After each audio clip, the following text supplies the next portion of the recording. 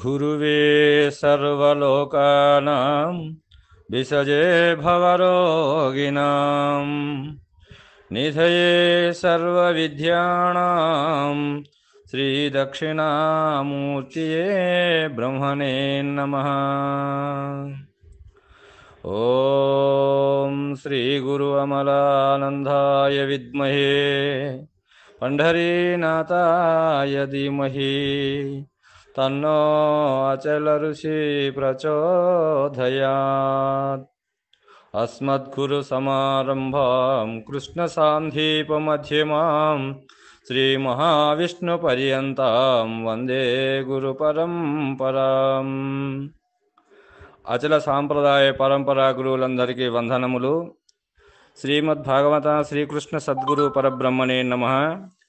ప్రబోధ సుడామణి అను శక్తిద్వయ నిరాసకంబైన శుద్ధ నిర్గుణ తత్వ కందార్థ ధరువులలో 187వ కందార్థమును మనము గురుమూర్తి కరుణచే మరణం చేసుకుంటున్నాము.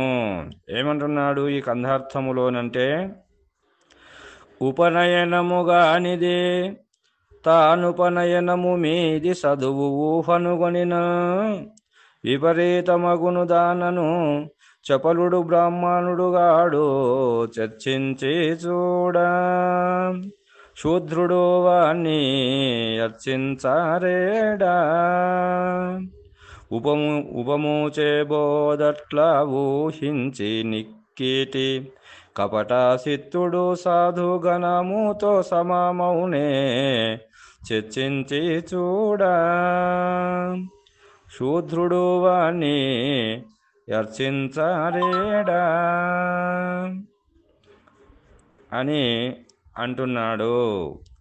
ఉపనయనము గానిదే తానుపనయనము మీది చదువు ఊహన్ గొనినన్ అంటున్నాడు. ఇక్కడ ఉపనయనము గానిదే అంటున్నాడు. ఇక్కడ ఉపనయనము అని అంటే ఉప ప్లస్ నయనము అంటే, నయనము అంటే నేత్రము, అంటే ఉపము అంటే సమీపముగానున్న నేత్రము. దేనికి సమీపముగానున్న నేత్రం ఇది అరంటే పరమాత్మను చూచటనుకు సమీపముగా ఉన్నటువంటి నేత్రము ఇది. కాబట్టి మరి ఈ నేత్రము తో మాత్రమే ఆ యొక్క పరమాత్మని మనము చూడగలుగుతాము. దేనితోని అంటే జ్ఞాననేత్రము ద్వారా. ఈ జ్ఞాననేత్రము ద్వారా కాకుండా ఈ చర్మచక్షులు అనేటువంటి నేత్రాలు ఉన్నాయి కదా, 2 కళ్ళు. ఈ కళ్ళతో కనబడేదంతా ఏది ఇక్కడ అంటే జగత్తు. కాబట్టి ఈ జగత్తు అనేటువంటిది ఈ కంటికి కనబడుతుంది, ఉన్నట్లు కనబడుతుంది.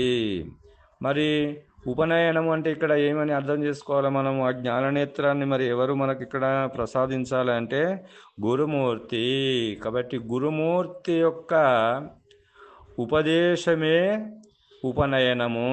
కాబట్టి గురుమూర్తి యొక్క ఉపదేశం ఎప్పుడైతే మనం అయినామో ఆనాడే మనకు ఆ గురుమూర్తి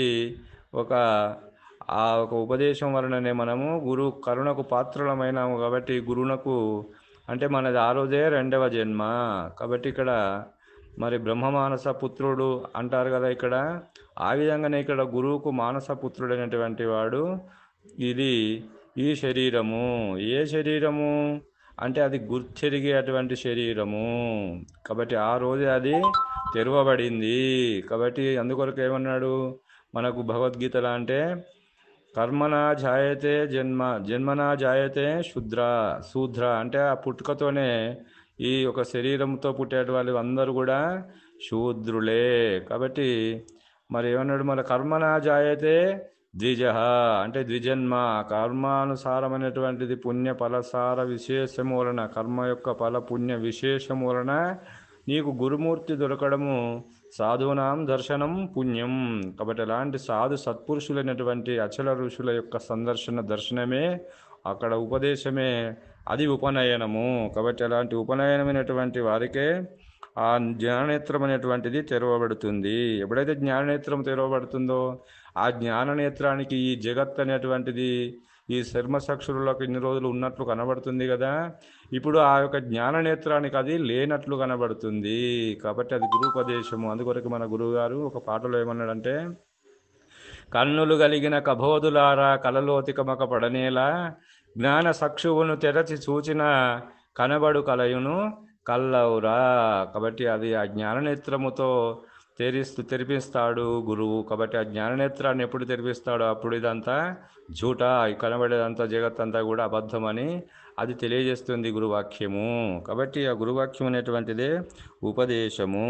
కాబట్టి మరి ఈ యొక్క మూడు కన్ను, ఇది ఎన్నో కన్ను ఇది అంటే ఈ రెండు కన్నులా అంటే కాదు. ఏం కన్ను అదంటే మూడో కన్ను. ఈ మూడో కన్ను ఎవరికి ఉన్నది మరి అంటే శివునికి ఉన్నదని చెప్పుకుంటాం కదా మనము సినిమాలలో. కానీ బయట శివునికే ఉంది మూడో నేత్రం, కానీ మనకు లేదు అనుకుంటున్నాము కదా. మరి మనకు ఉన్నది ఇక్కడ మూడో నేత్రం ఎవరి వల్ల అది తెరవబడుతుంది అంటే అది గురువు వలననే, గురు అనుగ్రహం వలననే, గురు ఉపదేశం వలననే మూడో నేత్రం అనేటువంటిది అది తెరవబడుతుంది. అది తెరవబడకుంటే ఈ జగత్ అంతా కూడా నీకు ఉన్నట్లు కనబడుతుంది. ఈ కన్నుతో నువ్వు చూసినట్లయితే అది ఉన్నట్లు కనబడుతుంది.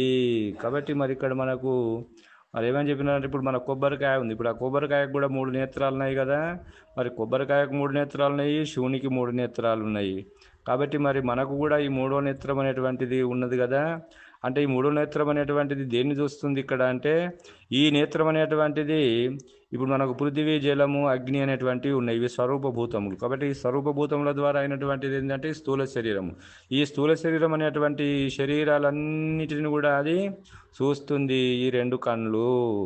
కాబట్టి మరి దానికి అతీతమైనటువంటిది ఏది ఇక్కడ అంటే మరి వాయువు, ఆకాశము, ఆత్మ అనేటువంటివి అరూపభూతములు.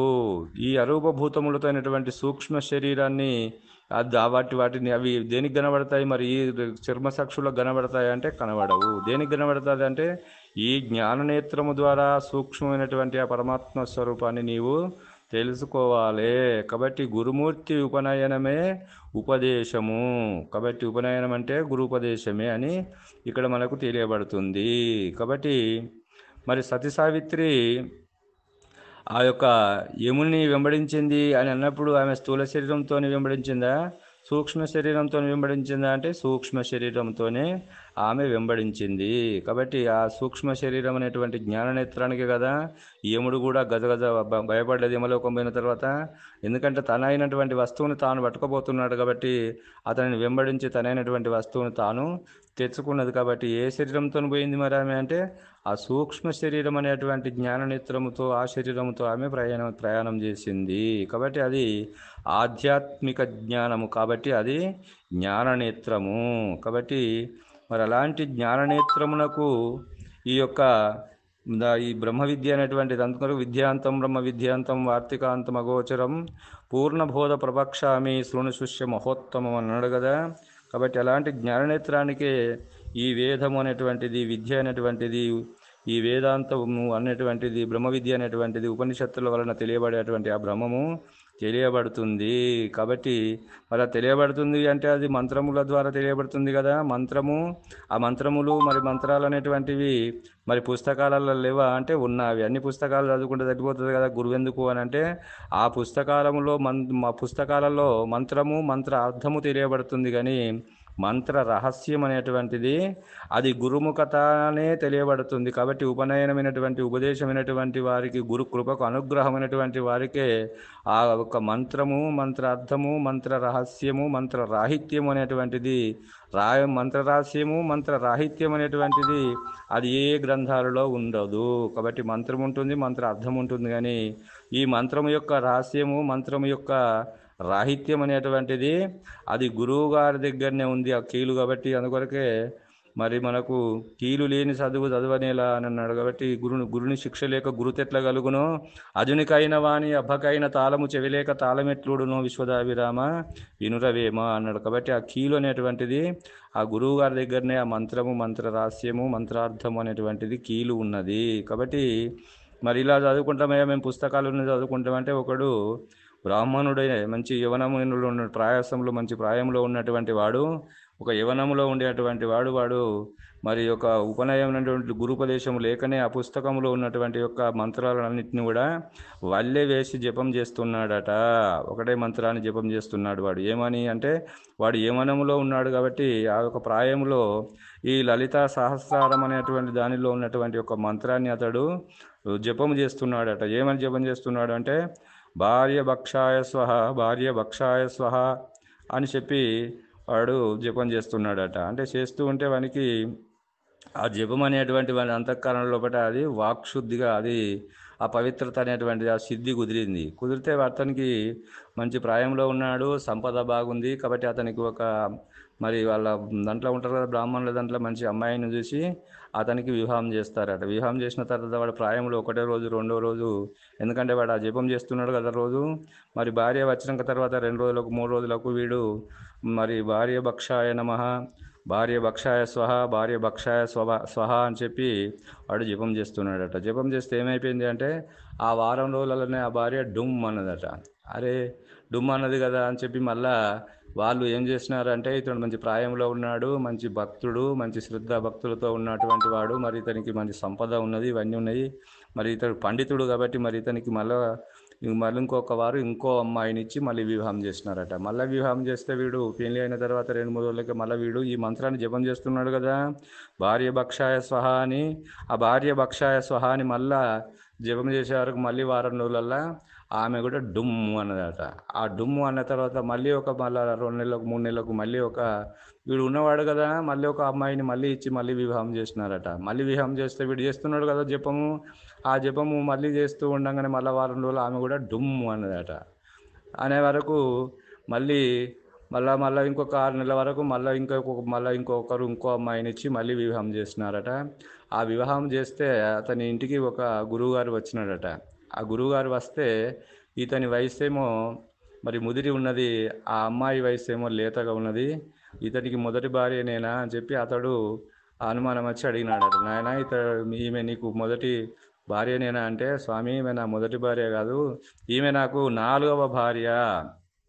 కాబట్టి 4వ భార్య కాబట్టి మరి ముగ్గురు ఏమైపోయినారు అంటే వాళ్ళు వారం రోజులకి ఇట్లా వారం రోజులకు ఒక్కొక్కరు చనిపోతున్నారు అని చెప్పి అని అంటే, మరి ఈమెను కూడా చంపుతావా ఉంచుకుంటావా అని చెప్పి అన్నాడట. ఏమి స్వామి అట్లా ఉంటున్నారు, నేను జపం చేసేది నా భార్య రక్షణ కొరకు కదా, భార్య మంచిగా ఉండాలనేటువంటి దాని కొరకు నేను లలిత సహస్ర అనేటువంటి మంత్రము నేను జపం చేస్తున్నానంటే, అది ఏమనుంది ఆ మంత్రము అంటే భార్య భక్షాయ స్వహ అని ఉంది, కాబట్టి నేను భార్య భక్షాయ స్వహ అని జపం చేస్తున్నాను అన్నాడట.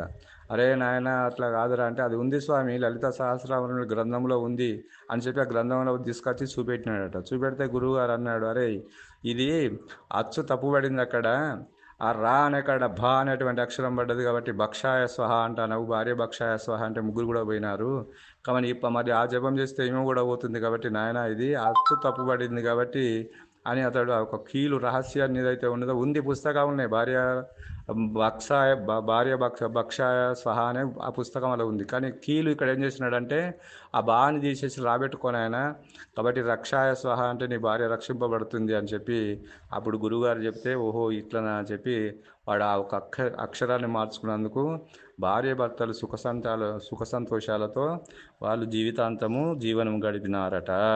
మరి ఆ విధంగా ఇక్కడ మేము మరి ఊహలతో పుస్తకాలలో ఉన్నది మేము చదువుకుంటాము అని అంటే, చదువుకుంటే దాని యొక్క రహస్యము తెలియబడుతుందా అంటే తెలియబడదు.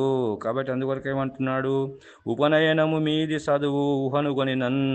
కాబట్టి ఉపనయనము మీదినటువంటిది, ఉపనయనము మీది చదువు. ఆ మీది చదువు అంటే ఏది ఇక్కడ అంటే అది బ్రహ్మతత్వము. కాబట్టి బ్రాహ్మణుడు కూడా ఇక్కడ ఆ బ్రహ్మతత్వంని గురుముఖ ద్వారా నీవు దర్శించినప్పుడు ఆ పరమాత్మ తత్వాన్ని దర్శించాలి తప్ప నీ ఊహతోని నీవు ఆ పుస్తకాలను ఊహించుకొని నేను తెలుసుకుంటా అంటే అది కుదరదు. కాబట్టి మరి దీనికి అతీతమైనటువంటిది అచల పరిపూర్ణ ప్రబోధ. కాబట్టి ఈ ప్రబోధ గురుపదేశం అనేటువంటి గురు కృపకు పాత్రుడవై మాత్రమే ఈ నేననేటువంటి ఎరకని తెలుసుకోవాలి. దానికి అతీతమైనటువంటి పరిపూర్ణ ప్రభావ్యముని దర్శించాలంటే మరి ఈ యొక్క బ్రహ్మ విద్య ద్వారా బ్రహ్మతత్వముని తెలుసుకోవాలి కదా. అందుకొరకే బ్రహ్మ జ్ఞానాంతు బ్రాహ్మణ అని చెప్పినాడు కదా అక్కడ. వేద పాఠాంతు విప్రాణం అంటే ఆ వేదములన్నీ ఎవరి అందు ఉన్నాయి, గ్రంథాలలో ఉన్నాయి చదువుకుంటే అది నీకు అర్థము కాదు, దాని రహస్యము తెలియబడదు. కాబట్టి ఆ రహస్యము గురు ముఖములో ఉన్నది. కాబట్టి గురుముఖము యందు 4 వేదములు ఉన్నాయి. కాబట్టి వేద పాఠాంతు విప్రాణం, నీవు విప్రుడవు. ఆ గురుముఖత ఉన్నటువంటి రహస్యాలు తెలుసుకున్నప్పుడే నీవు పండితుడవైతున్నావు.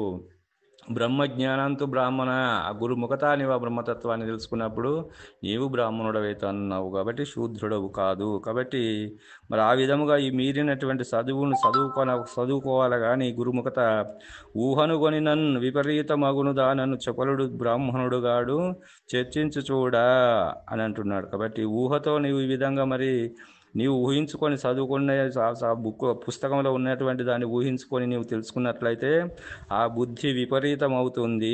కాబట్టి ఆ విపరీతమైనటువంటి వాడు ఎలా ఉంటాడు అంటే చపలుడు.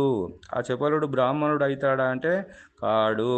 చర్చించు చూడ వాడు ఎవరిక్కడ అంటే శూద్రుడు. శూద్రుడు అంటే ఎవరిక్కడ అంటే అజ్ఞాని. ఆ అజ్ఞాని ఆ అజ్ఞాని అర్చించరడా? ఈ అజ్ఞాన్ని అర్చిస్తారా, పూజిస్తారా అంటే ఎవరు కూడా పూజించరు. మరి జ్ఞాని కాబట్టి ఈ యొక్క జ్ఞాని అనేటువంటి జ్ఞాననేత్రం అనేటువంటిది గురుముఖత ఉపనయనం పొందినటువంటి జ్ఞాననేత్రముతో అతడు చూచేటువంటిదంతా కూడా అది పరమాత్మ స్వరూపము. దానికి ఆ పరమాత్మ అంటే అంతటా కలిగినటువంటిది పరమాత్మ. కానీ ఒక వస్తువులు ఆవరణ రూపమై ఆ వస్తువు లోపల ఆవరణ రూపమైనటువంటిది ఏదైతే ఉన్నదో పరమాత్మ అని చెప్తున్నారు కదా వేదాంతం లోపల. ఆ వేదాంతంలో చెప్పేటువంటి పరమాత్మ అది వస్తుగతమైనటువంటిది, అది ఆవరణం యందు ఉన్నటువంటి బయలు. కాబట్టి మరి నిరావరణమైనటువంటి బయలు ఎవరు చూపెట్టారా నీకు అంటే గురుమూర్తి చూపెట్టాలి.